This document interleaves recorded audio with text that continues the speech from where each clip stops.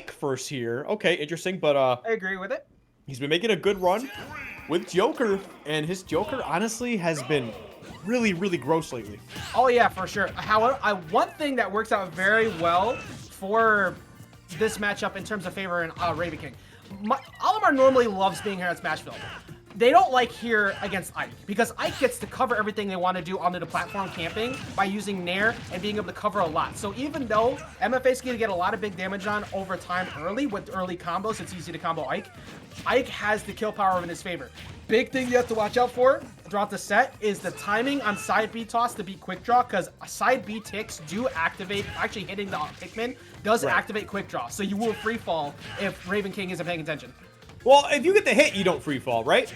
If you activate side B and you don't have a jump and you're not close enough, you're gonna die. Oh yeah, but free fall it doesn't. Okay, never mind. Oh yeah. I misspoke on that. But it basically it forces you to use a resource you don't want. But that kill power again, the range of that sword, Ragnar just makes Olimar's existence a giant pain, and that's on just using the up smash to cover. You don't usually see that out of Ravenking until later in the set. Yeah, I mean, it definitely was a play for sure. Ravenking definitely feeling it right now.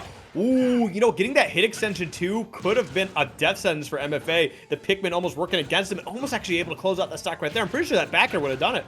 Yeah, and Ike with the lead in this matchup is so hard to deal with because basically every trade you want to make does not work for you because Ike is going to get so much. Look how hard it is for Olimar to get in. Olimar with the lead, much better. Obviously, everybody wants that, but it forces Ike to approach a bit more linear, and it makes it easier for MFA to find his punishment. Yeah, oh, the white Pikmin gonna be on him, gonna get a little bit of damage there, but the bigger problem is just MFA trying to find a place to land. These big sweeping hitboxes from Ravenking and the up tilt actually gonna be able to put that one away. 142%, that's nearly full rage at this point. I don't know what MFA's gotta do to turn this around, man. This just looks tough. It does reach one of those points. There you go, he gets the punish. He basically needs to find himself a 0 to 70% string and bait Ravenking into bad decisions. Because once Ike is committed to the jump, you get big damage. I mean, right here, covered him on there's that 60% that I was saying, like 60 to 70%. You want to find that immediately. Now you need to make him commit the jumps, beat him out. But now you see how he's switching up the downer. He knows he's looking for the short hop beatouts, and he's mixing up his timings, and you have a full stock up 100% go for that pair. This is it. Oh no, he didn't go for it. Okay, so Ravenking likes to do this thing where he'll actually he'll activate Aether off stage, facing away to the platform, and then will land on stage. I honestly thought that's what he was gonna go for. So I'm kind of surprised he didn't go for it. It's kind of his thing. Yeah, it's like since their Aether buff, yeah, there you go, downer again. He's mixing up his disadvantage swings a lot. He's got a full stock up, so it's worth swinging. The Disjoint's gonna beat out Olimar, but since the buff to Aether, it's such a good KO option because the KO power is actually there. Before you didn't really do it, you would try to get that 0% spike to the side of the stage. So now, if you have no hitbox on your recovery, much like the same issue that happened with MFA versus Meister, it's even worse because that Aether lasts so long and it's such a huge trajectory that it's hard to stall around. So I agree. I'm surprised he didn't go for that either. But like Ravenking barely looked like he had anything to worry about on that. Yeah, well, we'll see how things turn around here. I expect MFA to make a bit of a run. It is going to be tough. I wonder how much the matchups actually changed since Olimar's nerfs and Ike's buffs. Like, I imagine, I don't know how difficult the matchup was for either player or good for either character it was at first, but I feel oh, I'm sorry. I was speaking on it, coming from my own experience in the matchup because I play Ike. It used to be a little bit annoying. However, similar game plan. You have the range. We had Nair to up air before, but now basically you just substitute Nair to up air with Nair to back air at ledge. Platform pressure like this one. It makes it easier to get falling up air hits just like that. And you have Aether off stage, and there's that back air. It's actually gotten worse for Olimar because it basically the kill options kind of became, instead of a linear approach with just Nair, a lot more mixed up, and it's allowed Ikes to actually evolve the game plan. Yeah, no, it definitely is. Oh god, dude, Ravenking is on his BS tonight. That is for sure. Like, he's actually hitting some crazy stuff. I usually don't see him charge up smash attacks like this. I feel like that's usually a Yes thing. But Ravenking is certainly out here just absolutely bullying the hell out of MFA. Oh, dude, watch some Ravenking offline sets. Basically, one of the things Ravenking likes to do is once he conditions you into these, like, big swing hits, he forces you to get scared of air dodges, and there's the reverse up B. There's nothing that he could have done about that. This matchup is being played to a T on how to dissect everything Olimar wants to do, because Olimar has no range to get in on Ike outside of playing the long game, and then now he's just messing with him. Yeah, no, he was definitely looking for a few of those snares and got a little bit of that quick draw out there. Gonna be a tough spot. Well, oh. That was good. That high up, that high air dodge allowed him to, like, kind of position himself out. And you didn't do that, my friend. He was not gonna make it back. But MFA was so far behind it, he felt like he had to go get that forward air just to prevent the drift in, and then he gave him a free dub. Yeah, MFA definitely, I mean, the game was kind of wrapped up at this point anyway, just the way that Ravenking's playing. And no offense to MFA, I just did not see a comeback happening, man. Not with the way stage. The pressure that's happening here from Ravenking. This Ike is absolutely killing it. Yep. And, I mean, that just kind of sped up the end game process, I believe. Pretty much. Like, and this is one of the most frustrating parts about what probably happened to MFA is, again, Olimar's love Smashville. It's such a good stage for them.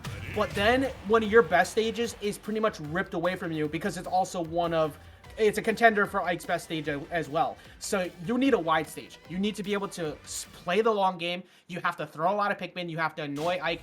And you need to be able to call out Ike short hops and full hops. You need to condition him to not jump a lot. Because with Smashville, there's not much risk-reward situation that kind of goes against them. PS2, kind of a happy middle ground. I still think this is going to be better for Ravenking in the long run. But at least there's a lot more room for him to run. Oh, the Pikmin came in and gave him a little bit of help in avoiding that down air.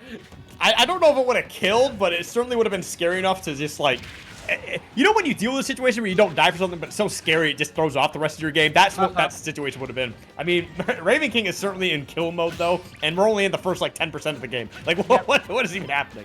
Yeah, Ravenking has been looking for Nair to downer for a while. It's a true window for some characters, for most of the cast, like, around 30 to 50. But there you go, see? More range, finds the jab block, and now he can... Good air dodge up, because you can definitely punish the high end of Ether with that down air. Yeah, here we go. MFA's starting to get something going here. There it is. Fantastic. Yeah, knowing that the Aether is going to go just a little bit above that ledge, but honestly, still kind of a brave situation considering how last game ended, the final stock there. But yeah, big old disjoint with that purple. Definitely going to end that stock pretty quickly. Now, Ravenking's trying to find their way back, but Olimar, look at that down tilt. So quick, getting the grab into it as well. Tried to catch a roll in, won't find it. Yeah, you see what's now happened here? He was looking to call out the jump right there as well. That's why he double jump up aired. Oh my goodness, but his jump resources were gone. That was a smart up smash. But right now, we're in a situation where MFA is dead, and now it's an even game. Yeah.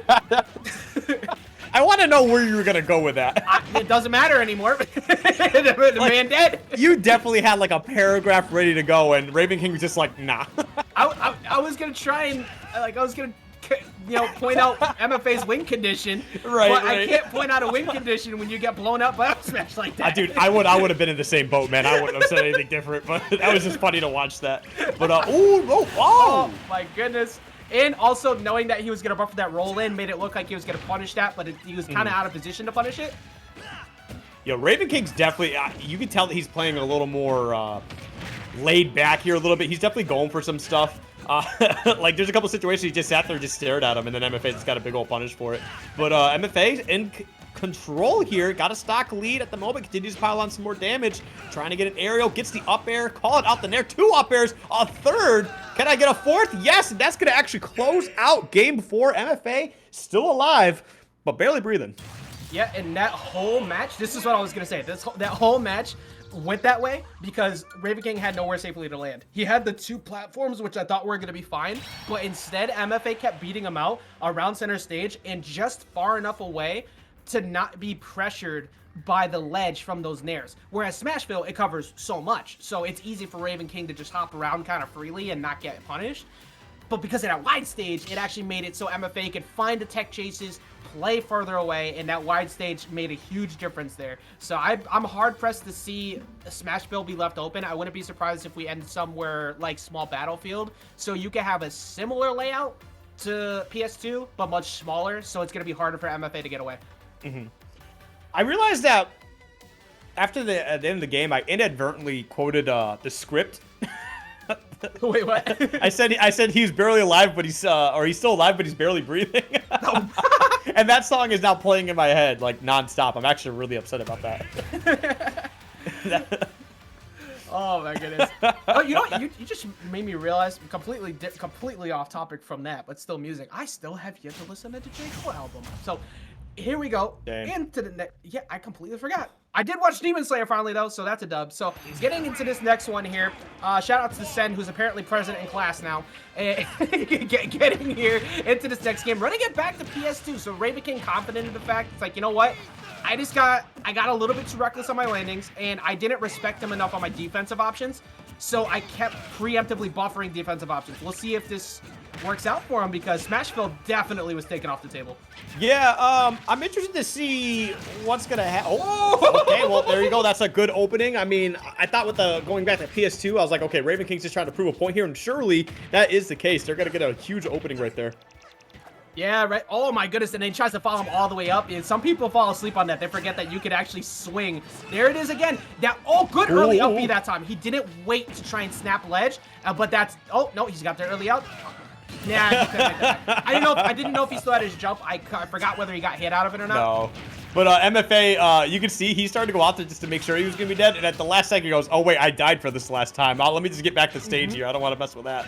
But, yeah, as we continue to move forward here in this game 4, I mean, it's still interesting to see that the PS2 is the counter pick for Ravenking. And MFA, I mean, ooh, nice damage. I'm not sure about the down smash. I mean, it worked, but that was definitely such a weird option. Yeah, and good check roll in that time, too. Ravenking's been missing a lot of techs, so that could have been really bad with that jab block. But here we go. He's forcing these side Bs out. He's trying to get him to activate quick draw again, so he's forced to cover that top end of Ether. That's pretty much been one of his best edge guard options. And the whistle at the right time. Yeah, that was actually a fantastic whistle, too. And also just got the punish with the back air with it as well. So, I mean, fantastic stuff so far. Oh, gonna get the double nair. Definitely gonna be looking to close it out. Yep, 142, basically full rage. Olimar at 62%. Basically near the top blast zone. There's no way he was gonna be living that one. Yep, exactly. All the way up that high with that up air. You're not coming back from that. And now you're at a spot where if you're Ravenking, you have to try and just get as much damage as you can, but it doesn't matter anymore. Now you have to worry about the tick damage, the dot damage over time. Good job not getting hit by that up air. That would have been really bad, because, excuse me, up smash. That would have been big damage for MFA. Yeah, no, honestly, just a fantastic play so far. It continues. Look at this. He's really good at getting some of these, not to say straight hits, but he gets like these hits that put Ravenking just a little bit far away, and he goes ahead and gets the grab and just continues to combo. Honestly, it's really nice. MFA's done it like at least once or twice, almost like every stock, I think. It's a nice little, you know, damage builder for sure, but 92%. This is certainly getting a little bit dangerous here. Ravenking could be dying very soon. We got a purple on deck from MFA. Exactly, and also, you see MFA, gotta watch out on the platform because you're dead! You can't stay on the platform at that percent against Ike. It's one of the